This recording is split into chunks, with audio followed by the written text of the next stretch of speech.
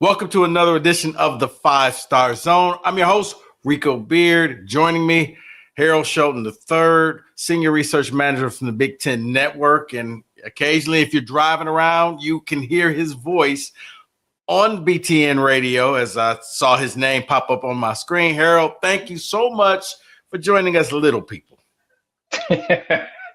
Nah, you definitely not little people, man. I definitely appreciate you having me on every week. It's been a blast. All right, Harold, let's just jump right into the marquee matchup for the Big Ten. Ohio State hosting Indiana. Both teams are in the college football playoff picture, but Indiana coming off the bye, they struggled against Michigan. This wasn't the blowout game that everybody thought it was going to be. They played, a tougher opponent, and right now the Michigan game is their biggest victory. Indiana has something to prove, and I think Ohio State has something to prove as well as, hey, you know what? We want the rematch against Oregon in the Big Ten championship game. What can you tell me about this upcoming game at Columbus? Yeah, so I think I was all in on the Indiana train. I was all aboard. And through the first half of the Michigan game, it's 17-3, and it looks like it's going to be another double-digit Indiana win. And then that second half happened, and it seemed like Michigan's defensive line was all over Indiana's offensive line. They couldn't block those guys. Rourke couldn't get time. They only had 18 yards in the second half. Now, credit Indiana's defense. They were able to do enough to keep Michigan out of the end zone, held them to a bunch of field goals, got a turnover on downs late. But I'm wondering, even though I think Michigan's defensive line is better than Ohio State's, I still have some pause there. I just wonder, can they block all of those dudes up front? Now, I don't think Ohio State's defensive line is as dynamic as Michigan's in terms of Mason Graham and Kenneth Grant and Josiah Stewart, but they've got very experienced dudes, and they got a lot of them. And so while they might not be as dynamic, they might be, deeper, and they have a tendency to just lean on you and lean on you and lean on you and wear you down as the game goes along. So I'm concerned if I'm Indiana. I know they had an injury up front in that Michigan game, which was the first one they've had on offensive line all year. I think the bye came at the right time, though, so they'll have 2 weeks to try to prepare and try to fix whatever was ailing them. I guess the biggest question, did Michigan crack the code on that Indiana offense? Because before then, man, they're putting up 30, 40, 50, 60, 70 points on people. They got to the second half and they struggled. I mean, it was honestly, Harold, I felt like if they'd have played another 5 more minutes, Michigan wins that game. No, I think that's completely fair. You could definitely tell that Indiana was kind of leaking oil trying to get to the finish line. And, luckily they had a 14-point lead and Michigan kept chipping away, but offensively they just couldn't produce enough big plays to really make Indiana pay for all of the 3 and outs that they had. Again, they only had 18 yards for the whole half. And right. The reliable guys that we've seen, Surratt drops a couple of passes. We saw Miles Price leave the game with injury. We saw the running back, Justice Ellison, leave with injury, even though he came back. It was just a really, really physical game. That was the first time we've seen any team kind of take it to them physically. And you just wonder if Ohio State can do the same thing. I mean, I don't know how many teams they'll face that has an elite defensive line like Michigan did, but Ohio State's is pretty close. Because when I was watching the game, it almost felt like this was the first time Indiana felt the bright lights and the pressure.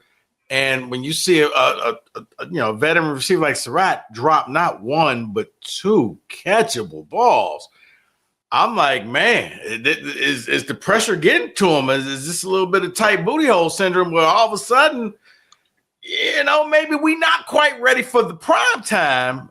That's what it felt like to me, because I'm watching it and I was like, Michigan is letting them have it. And I didn't really see Michigan did what Michigan does, and they blitz and they blitz and they blitz. But it was like, that old Tyson, everybody has a plan till you get punched in the mouth, and Indiana got punched in the mouth. And so I didn't know, and I say all that to say I'm going to land the plane.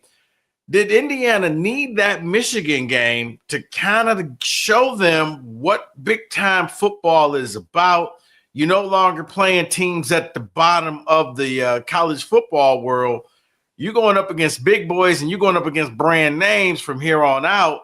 okay, yeah, you get the final game against Purdue, but after that, you're maybe looking at Alabama. You may be looking at Georgia in Bloomington, and they're not going to sit there and say, well, hey, I know it's your first time here. We're going to take it easy on you. When I look at that Indiana team, I mean, could the Michigan game been a blessing in disguise, or did Michigan just expose Indiana? I think it's a little bit of both. I do think there's something to be said about having the bright lights and a team that's not used to having that kind of spotlight on them. Because Saturday's going to be the biggest game they've had in 50 some odd years. You got to go back to 67, to find a time that's Indiana's played a bigger football game than this in terms of all of the national implications. And so I think, facing a brand name like they did against Michigan, getting punched in the mouth like they did, being able to respond and still win the game, I think there are a lot of lessons to be that they could take from that game and a lot of things that they needed to fix. And you just wonder, with 2 weeks to prepare, knowing that they had some issues up front, it seemed like Rourke kind of got rattled a little bit. Like as soon as that third quarter started, he threw a pick. Once he got pressure, he seemed a little skittish. Mm-hmm. So there was a lot to clean up, and they had the extra week to do it. So you wonder if it is a bit of a blessing in disguise. Like, okay, we got punched, we bled, but we still found a way. But now we're going to face a team that's going to score more than 15 points. And so they're going to have to figure out a way to probably get in the high 20s, low 30s if they want to win this game. It's funny, Harold. I'm talking with Harold Shelton. You just led into my next question. How does Indiana's defense slow down the Ohio State offense? Because watching Ohio State, they don't jump out on you early, but by the end of the game, they get that train rolling, and you cannot stop it. Yeah, similar to their defense, their offense, they just kind of lean on you after a while, and they'll run it. They'll do with Judkins and Henderson, and eventually just kind of wear you down. They'll take the eventual deep shot to Smith. Sometimes it's Cardinal Tate, sometimes it's Ibuka, but they have no problem just picking up yards in little chunks, and it just body blow, and then next thing you know, somebody's at the gate for 60 yards. But they've had a major injury issue this week. Their starting center will most likely miss the end of the season. Sounds like it's an Achilles. And so they've already had issues at left tackle where two of those guys got hurt. They had to move the left guard out there to play tackle. So now you got the center hurt. You wonder what the middle of that line is going to look like. And very quietly, Indiana's got two really, really good defensive tackles. And so if they had a chance to plug up that middle, kind of bounce everything outside, pressure Will Howard from the middle where you don't have to send corner blitzes and stuff like that, maybe that's a way where they can rattle them, keep them behind the chains. And, we saw Nebraska do it. They couldn't move the ball at all against Nebraska. They pretty much had three big plays, and the rest of the game they were held in check. And so the blueprint's already out there. We've seen their offensive line get dominated before, and Indiana has the pieces up front to do that again. I mean, high scoring game, low scoring game. What should we expect in this game? I would think something in the 20s. I don't think it's a shootout 40-38 kind of thing, but I'd be surprised if it was a 17-14 kind of game too. So maybe it's a 24-20, 20. Because a lot of people are like, man, Ohio State's about to show Indiana football and put them to bed and just be like, okay, your season was cute, but we're Ohio State. It's going to be in Columbus. I only wish the game was at night because I think it loses some of the flavor. Noon. And look, I know Fox is really trying to make this big noon kickoff something, but I beg of you, come up with something better. Because, it's like trying to come up with that word that you're going to make something cool, and it's not cool. People they look at you and they make fun of you. Because, I really would love to see this game under the lights. Oh, me too. And, I think it's going to be interesting. We talked about Ohio State. They're used to playing in these games. They play in these games all the time. This is their third top 5 opponent they've already played this season. So, there's no, I wonder how they're going to react. We saw it. They went toe-to-toe with Oregon, a 1-point game on the road, went down 10-0, 110,000 people at Penn State. fought all the way back, won that game. So they'll be ready. I wonder if Indiana's ready to meet the moment. This is the biggest game that they've had in over 50 years. And we saw them get punched in the mouth against Michigan. I want to see if they can meet the moment on Saturday. And before we get to talking about the other teams, the other games, when you look at the teams, the 4 Big Ten teams that currently sit in the college football playoff, is everybody ranked where you think they should be ranked? Is somebody ranked too low? Somebody ranked too high? What do you think? So I think we're basing it a lot on the helmet because there's nothing on Penn State's resume that says that they should be higher than Indiana right now, especially since Indiana's undefeated and Penn State's got a loss. It does help that Illinois snuck back in the top 25, so now they have a ranked win, but that's the only one they have.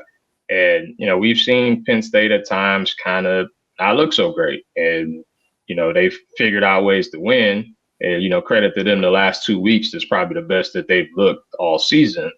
But, if you switch the helmets of those two teams, I mean, I don't even know if Indiana's in the top 5 with a 9-1 record and no wins or one win against a ranked team. So I think a lot of that is just based off of, it's Indiana, so we'll put them behind Penn State. Because even if you look at Texas, I think Texas, from a talent perspective, is great. But what's their best win? At Michigan, like Oklahoma on a neutral field, at Vandy, like they don't have any ranked wins either. So, I think Texas and Penn State are kind of benefiting from being historical programs while Indiana's being the new kid on the block trying to get attention. Yeah, I mean, I guess beating Vandy, who beat Alabama, you kind of beat Alabama de facto. You didn't beat them, but you know what I'm saying? It's right. Yeah, the Oklahoma game. Yeah, Oklahoma turned out not to be who we thought they were going to be. It's funny because I still say, they're like, oh no, everybody has a fair chance. And I've said it for the longest. College football is the one sport. No, everybody doesn't get a fair chance. If you're a team on the outside, you have to almost work twice as hard to get up into that inner circle. That's why I've often said I appreciate them doing the rankings in the middle of the season, but I wish they would do all the rankings in the middle of the season and kind of let everything play out, that you could say, yeah, you're good, but are you really that good? Because, yeah, Penn State's best win is the loss to Ohio State. Close loss to Ohio State, if you really look at it that way. So right, with no offensive touchdowns. Right. So, all right, let's get to some of the other games. Locally, you got 2 teams scrambling, trying to get to bowl eligibility. Michigan is the closest one. Michigan beats Nebraska this week. They have 6 wins, and they get to go bowling. I mean, is this a dangerous spot for the Wolverines because it's a little bit of a look ahead because you have Ohio State next week? Or is it just, you know what? We got to empty out the cupboard in this game because we don't know what's going to happen next week when we go to Columbus. Yeah, I feel like if you're a team that's 5-5 and you don't really have an offensive identity, you can't afford to look ahead. And I know Northwestern has struggled, especially on offense this year. But I feel like Michigan will be ready to play, especially with the extra week to prepare, and they should be able to be fine against Northwestern. I feel like the Wildcats, they're just kind of a stubborn team. They had a chance early against Ohio State. They took the lead early. They had another long drive before that, and then eventually the Jimmies and the Joes just kind of take over, which was the case in that Ohio State game. It was close. It was 7-7, and you get a punt block. Ohio State doubles up. In the first half, beginning of second half. Next thing you know, it's 28-7. It's game over. I don't know if Michigan has the firepower to have the score look like that, but I still feel like that should be a comfortable win. I don't know really how Northwestern will be able to move the ball on them. And we've seen a lot of games where they've been under 300 yards of total offense. So unless Michigan just gives them the ball, I feel like Northwestern will have a hard time scoring. So in the end, Michigan should get that 6th win, and they should be getting ready to go bowling. Other team here in the state of Michigan is Michigan State. They're sitting at 4 wins. They have to win out. Now, it looks like the football guys and the Big Ten guys looks like they handed them a gift, but I take nothing for granted with this team. You get Purdue. Friday night, Purdue at Spartan Stadium. Sweet uniform combo, by the way. I don't know if you saw it with the black helmet, black pants, and the dark green jerseys. If you're the Spartans, is this the get right game? Because Lord knows you faced the number 1, the number 2, the number 4 or 5 team, the number 25 team. Like, you've played a gauntlet of a schedule. This may be the first winnable game that I think that they've had since Prairie View. Yeah, I mean, I think that's fair. Purdue's kind of faced a similar situation, just in terms of they played all the good teams too. Like, they played 5 ranked teams when you include Notre Dame. You know, they just played Penn State. They just played Ohio State. They played Oregon already. So they're certainly battle tested too. I think the schedule hadn't done either team in this matchup any favors. But, you know, I see Michigan State's favored by around 2 touchdowns, and that seems about right, which is kind of hard to say for a team that struggles to score 20 points. But that just kind of goes to show how much Purdue has struggled. You know, the one win was against the FCS team, and they've been really, really bad on defense. They've been, you know, we've talked about Michigan State's issues with turning the ball over. Purdue's only had 5 takeaways the whole year. So you should be able to do things on offense. You should be able to throw the ball downfield. And they give up over 52% on third down. Like, if you can't move the ball in this game, then that's a really, really big problem. There should be plays plenty to be made. And the key is to jump on them early. Purdue's been outscored 90-10 in the first quarter. So that's a chance where you can get a lead on them early, make them play from behind. Maybe you can finally get a sack this week, because it could be a situation where you know they're only passing the ball. So they should be able to win this game. The week after against Rutgers, I'm not so sure anymore, the way that they've looked these last couple games. You always say, like, Rutgers is good Rutgers and bad Rutgers. Just like good Michigan State, bad Michigan State, good Iowa, bad Iowa, good Maryland, bad Maryland. All of those teams kind of, and I could even throw Illinois in there as well. You don't really know what you're going to get until the game happens. And then it's like, oh, we got the bad team today. Okay, we can beat them. Or, oh, boy, we in trouble. We got the good team. Because, right, you know, if the MSU team that came out against Iowa plays Rutgers, they beat them. Yep. MSU team that played Illinois shows up, and they're looking at 5-7, and now you got to hope that a bunch of people turn down a bowl game that you can sneak in one of these lowly games. But if you're Jonathan Smith, I mean, what do you preach to your team? What do you tell your team this week to I guess, not, get them to not look forward to both games, but just stay focused on one? Well, I think the thing is they've lost 6 of 7. So, you know, them losing 3 in a row, you just need to get a win. You just need to get off the snide. This is easily your most winnable game of the season outside of Prairie View A&M. Like, you need to find a way to get this done. And then once you get it done, then you can try to move forward. But the first thing is you got to snap this losing streak. I mean, they haven't felt what winning is like in a month. So you would want to get that bad taste out of your mouth, especially the way they played last week against Illinois. You could argue, you know, based on opponent, that was the worst performance they've had all season. You know, it's one thing to lose to Ohio State and Oregon and you know, even the Michigan game, you had a lead there, but they just got worn down by an Illinois team that's pretty good, but not nearly on the level of some of those top 5 teams that they played early in the season.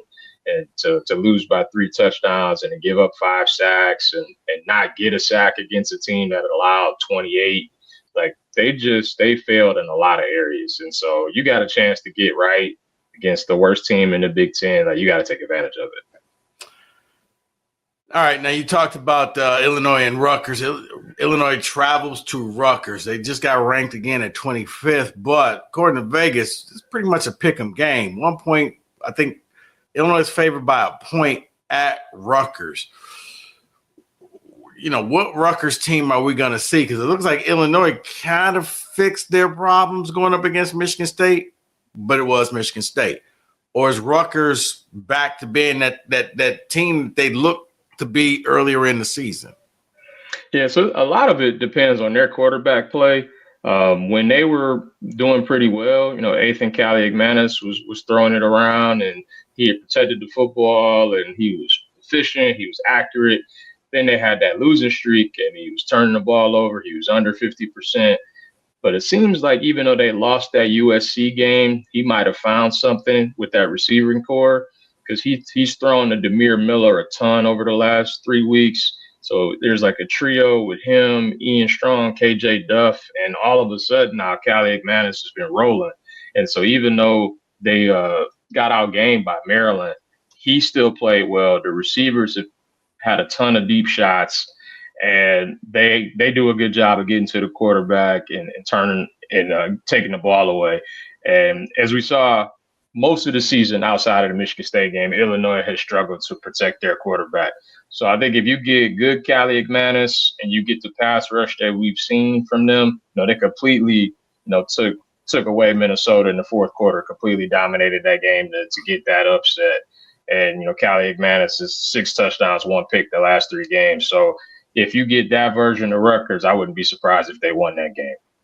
All right. And then some changes talking about Wisconsin and going to Nebraska. Some changes at Wisconsin, Nebraska, Matt Rule in year 2. This is a good old-fashioned Big Ten West matchup, that you would think, oh, okay, they're going to be deciding the winner of the Big Ten West going to Indy. It's not that way anymore, which I said the teams in the West are going to get a harsh reality once they stripped away the divisions. But what can we expect in this game? This is the Spider-Man meme of all Spider-Man memes. Like, you have 2 teams that are 5-5. One's lost 3 in a row. One's lost 4 in a row. Both have fired their offensive coordinators. Both need a win to get bowl eligible. And the quarterbacks have been the issue for both. We've seen Raiola. He started out hot, but recently he struggled. Braden Locke has turned the ball over in every game he's played. This seems like this could be a battle of 2 desperate football teams, and it seems like it's one of those where, is this the game where Nebraska can finally win a close one? That's been the issue, going back to Scott Frost. Like, they've been the worst team in the country in one-possession games, and, that's continued under Matt Rule. And for Wisconsin, they're kind of going through an identity crisis right now. Like, they wanted to do with the air raid offense with Phil Longo, and clearly that hadn't worked. And they've, scored 13 points or fewer in 3 straight games. And they're trying to just figure it out. So, I think you got 2 teams kind of searching for their identity right now. I think a win here would be huge, especially when you consider what's next. Now, what does Wisconsin take away from that almost knocking off the number 1 team at home? I think I can see it either way, because it's one of those like, man, we had them on the ropes. We played pretty well. Our defense was flying around. We held Oregon to 16 points. But at the same time, that offense just, they had their final 4 drives, they gained 0 yards. And that's like, it's just really hard to win a game like that. And so I can see from defensively, you take, a lot of solace and a lot of confidence from that. But offensively, it's like, man, can we get anything from our quarterback? Because that's just been the issue. And it's weird because they've got pretty good receivers, running back is solid. But, if they can't get anything from the quarterback spot, it's going to be a problem. But then again, you're playing a Nebraska team that likes to give you the ball. So maybe if you have shorter fields, you can cash in that way. And Nebraska's probably feeling the same way. It's like, oh, well, we're playing against a quarterback who only completes 50% of his throws. So he might throw us one and we could score on defense like we did against SC last week. And maybe that helps us. So, again, this is basically the exact same team. You hold up the mirror and you seeing each other. All right. What's the stats you got for us for this week, man? Yeah, I was looking through the Michigan State, the sack, the lack of sacks these last 6 weeks is absolutely mind-boggling. I mean, you got to go back to week 4 with the last time they had a sack. There's only been 2 teams in the country who have a lower pressure percentage than them, and everybody in the country has at least 3 sacks since Michigan State last had a sack. So, wow, this is where we are. This is where we are, and this is a problem. So if you can't get it against Purdue, then like I don't know what to say. That's depressing. All right. Thank you, Harold. All right. He's Harold Shelton the third. I'm Rico Beard. Thanks for watching the 5-Star Zone. We'll have a wrap up later on after all the games are played. We'll see who's going bowling, who still is struggling, who's not. And we'll really break down, was Indiana legit? Or are they fugazi? We'll find that out after this weekend. But thanks for watching. We'll be back later on. You've been watching the 5-Star Zone.